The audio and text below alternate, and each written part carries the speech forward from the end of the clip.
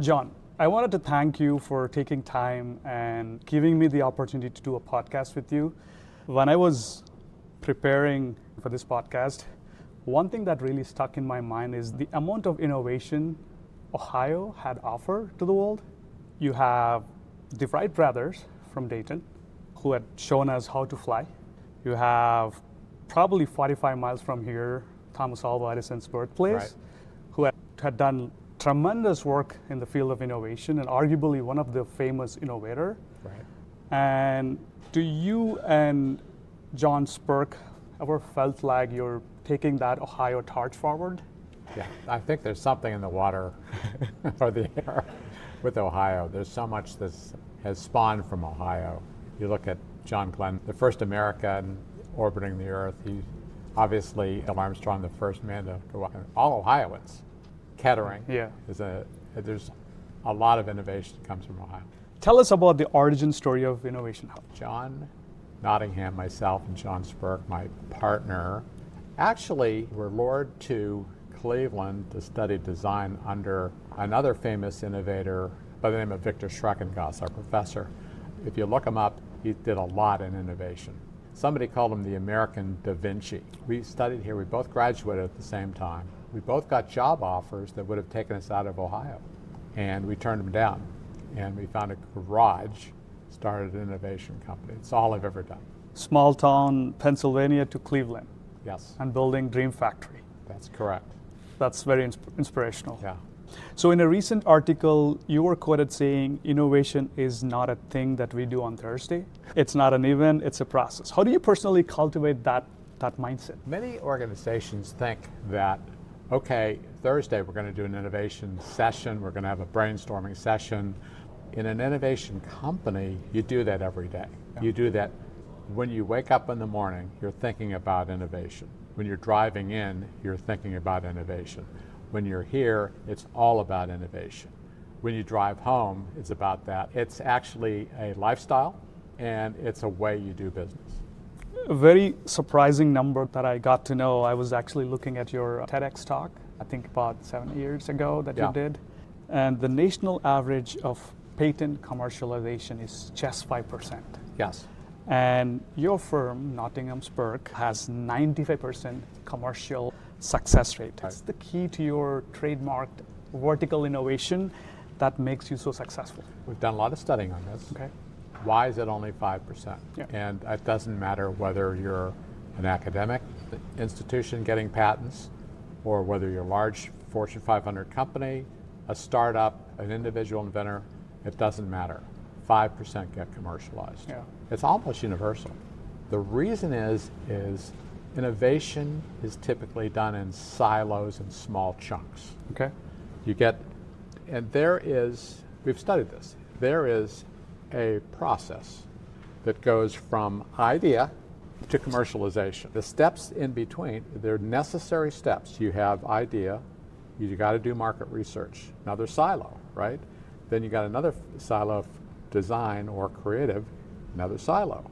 You have an idea, Yeah. but will it work? So you got to go to another silo, which is technology. You go to some form of engineering, electrical engineering, mechanical engineering, biomedical engineering, whatever the engineering is. Looks good on paper, but then you got to go to another silo. So you go to another silo called prototyping. So you do a proof of concept prototype.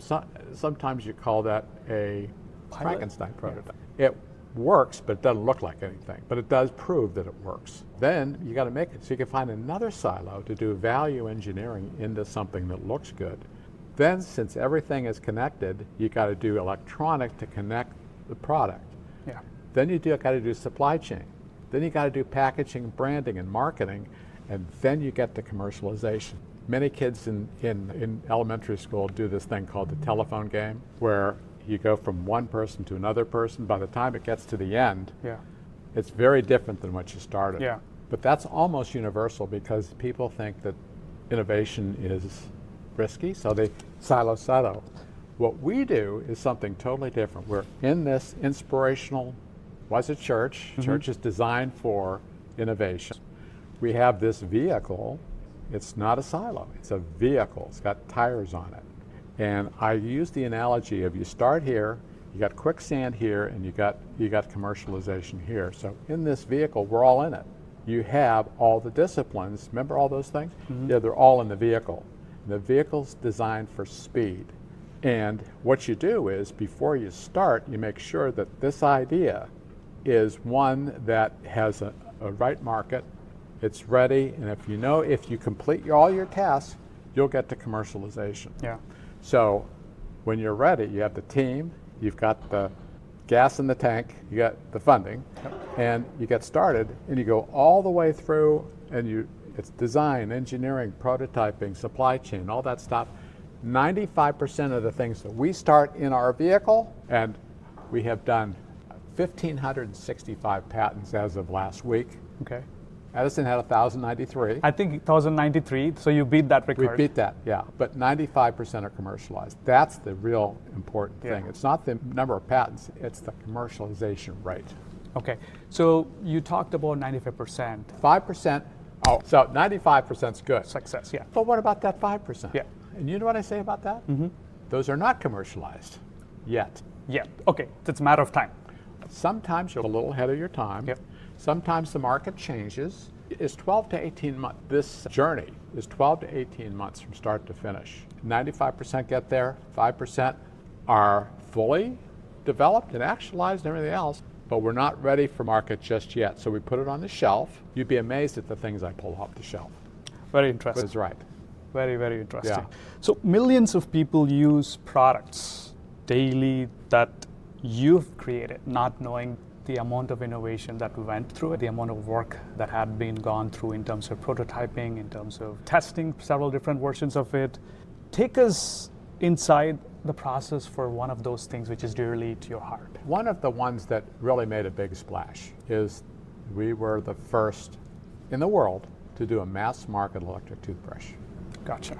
At the time, this goes back a couple decades, but we looked at the electric toothbrush market. The toothbrushes available were about $100 retail. Sonicare, 1% penetration. So of 100 people brushing their teeth, 99% were doing manual and 1% was doing electric. So we're in their vehicle, we're not in a silo. Yeah. So in our first part of the vehicle is we didn't look at the electric market. Uh-huh.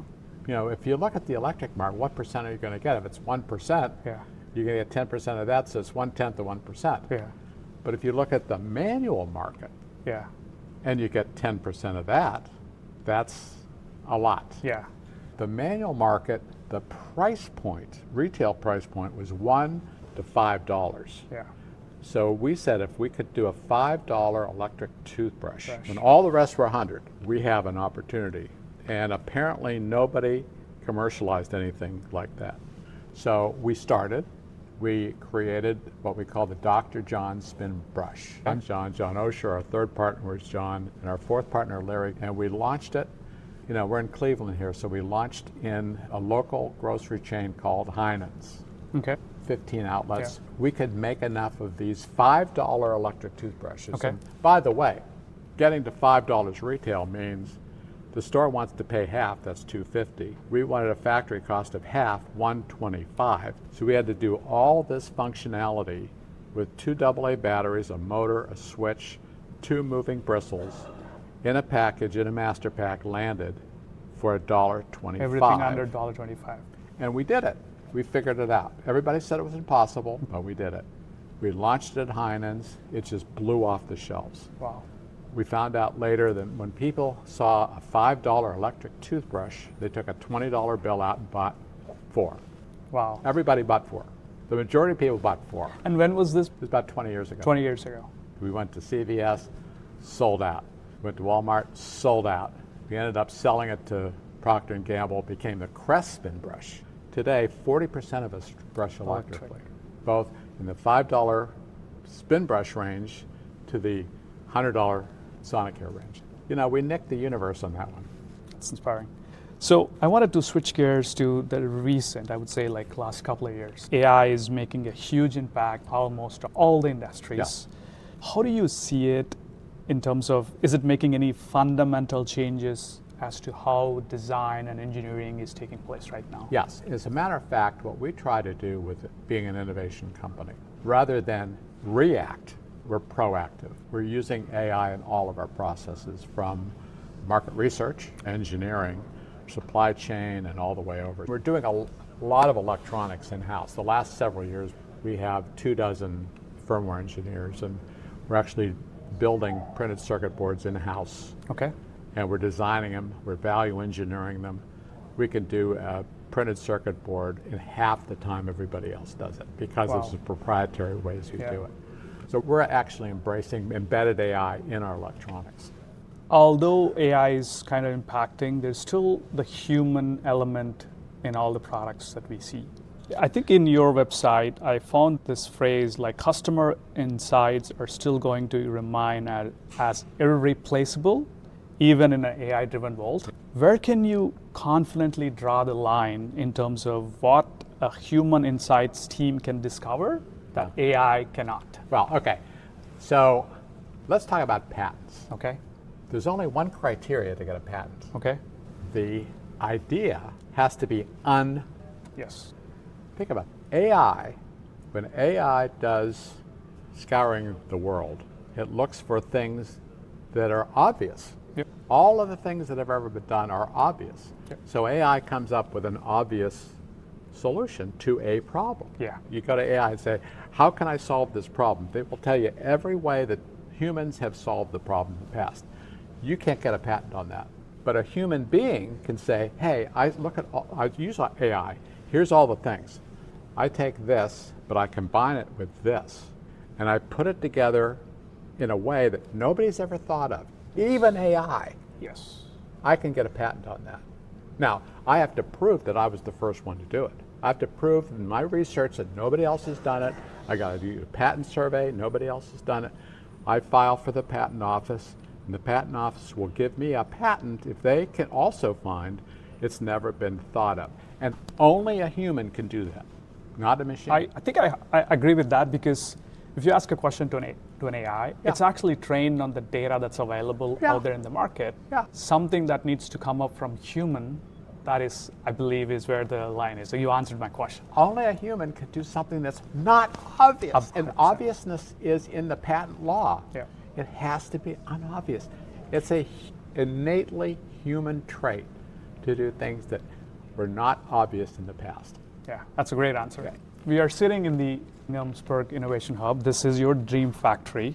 You've remained so fearlessly loyal to Cleveland for past 50 years. What does this region offer for an innovator like you and people who are innovating that the likes of Silicon Valley and Austin, whatever the other cities are, missing? Let's turn that on its head. Yeah. Let's say I'm going to start this in Silicon Valley. Okay.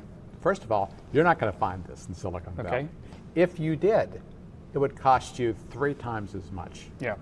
The people that you would employ cost you a lot. The cost of living is so much higher. The other thing in Silicon Valley, you don't have the legacy that Cleveland has in manufacturing and in resources and supply chain and a lot of other things here in the Midwest you don't have on the coast. If I had to start that in Silicon Valley today, I don't know that we could do it. You invite organizations to come to work with you. Yes. How does that rapport work? Help us understand. Another analogy I use is this is like a beehive. Okay. All of the functions in the beehive buzzing around. I can encourage ideas. I don't have all the ideas. Even people around here don't have all the ideas.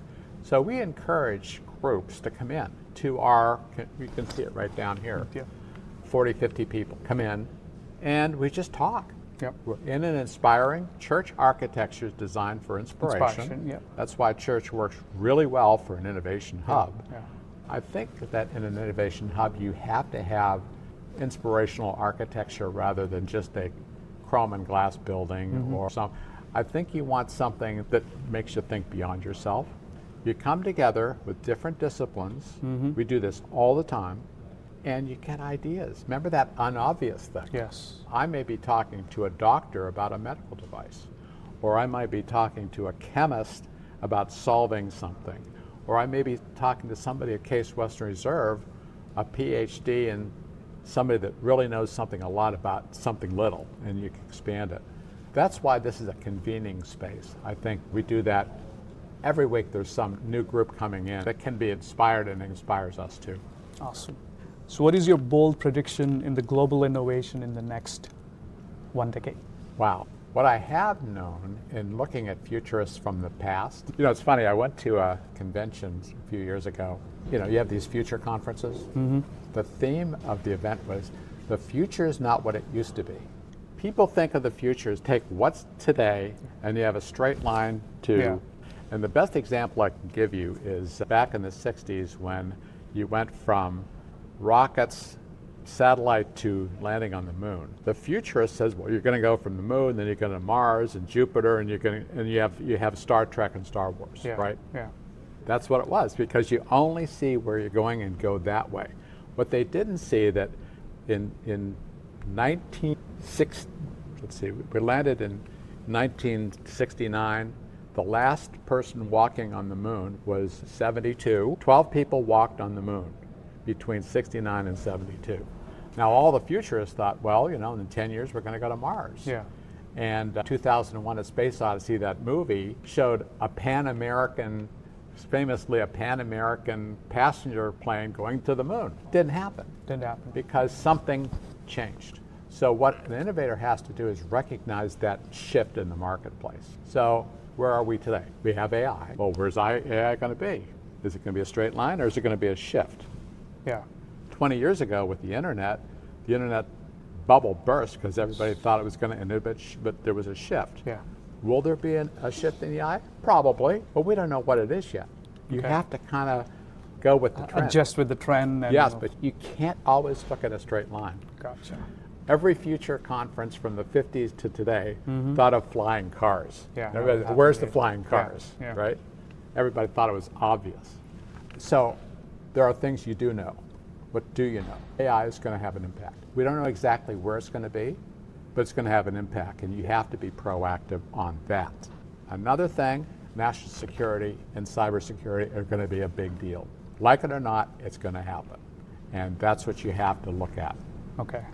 Everything's connected. The Internet of Things is going to keep expanding. And we look at that all the time. We look at the mega trends, but we also look at the unobvious part of that, because that's the business work. We're patent holders. We look at what's unobvious about the future. Because if all you do is the obvious stuff, you'll never get anywhere. Yeah. I'm glad you brought up sci-fi movies, Star Wars, Star Trek. I wanted to ask, was there any time in the past 50 years you or the people you worked with got inspired by watching these movies? All the time. Okay. All the time. I mean, I think that's the spark of a lot of this stuff. Doesn't always happen. Yeah. I remember Back to the Future, the movie. Yeah, I love it. When they catapulted into, what was it 2015, something like that? Yeah. They got some things right. They got some AI right. Yeah. They got the videos right, but they had a fax. Remember they had the fax coming? Yeah, yeah. They still had faxes, but where's the faxes today? Yeah. I've never seen faxes, to be honest with you. You never saw I've never. There you go. Yeah. Yeah, so that's the kind of thing you don't know. They had hoverboards. It inspired they got hoverboards today, right? Yeah. So I think sci-fi movies are great to stimulate the ideas. I think I remember watching the Mission Impossible movies where Tom Cruise wears those fancy glasses and earpieces. Yeah. I thought those were all like really sci-fi stuff. I mean, fast forward, we use AirPods, we use glasses which can show displays. That's just insane. Every great innovation was once considered impossible. Yeah, that's great. That's Great. After all this success, what problem still keeps you up at night? What is the one impossible idea you're still chasing? I'm thinking a lot of things. In case you've realized that I'm a positive thinker, I think anything's possible. The impossible just takes a little longer. Yeah. I haven't yet come up with something. Remember this whole vehicle thing? Yeah. I haven't come up with anything that we haven't been able to solve. If we think we can solve it in 12 to 18 months, we've solved it. Okay.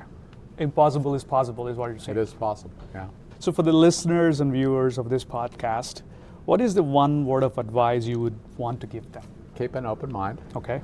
Be proactive. Be positive. Okay. And always think about, make it a lifestyle. If you're interested in innovation, Okay. make it a lifestyle, make it something you do all the time. Okay. Keep your mind open. Always look for that hidden gem that can, I can think of with the light bulb moment and a lot of things that we've done where that open mind really helped. Okay. Another interesting question that I have is, this is Innovation Hub. How is Innovation Hub different from Incubation Hub? I mean, I have a cool idea, I want to build, I would want some investors to invest. Very simple. I've seen lots of incubation hubs. I've seen lots of controversy about incubation hubs, because they're, in a sense, silos. Okay. It is. It's just there are these little silos, and I will tell you, it's a fact that 5% of them will succeed. Okay, so that's a differentiating factor. You know, you look at venture capital companies or funds, they will all tell you, almost as a rule of thumb, we have to invest in at least 20 companies because most of them will fail, and of the 20, one will be a unicorn and pay for all the rest. Well, another way to say that is you've got 20 silos, and the one that succeed is 5% of those. Okay. See what I'm saying? Yeah. I like to turn that on its ear and say, look, if you do it vertically integrated, you can have 5% on the first one. Yes. That's the difference.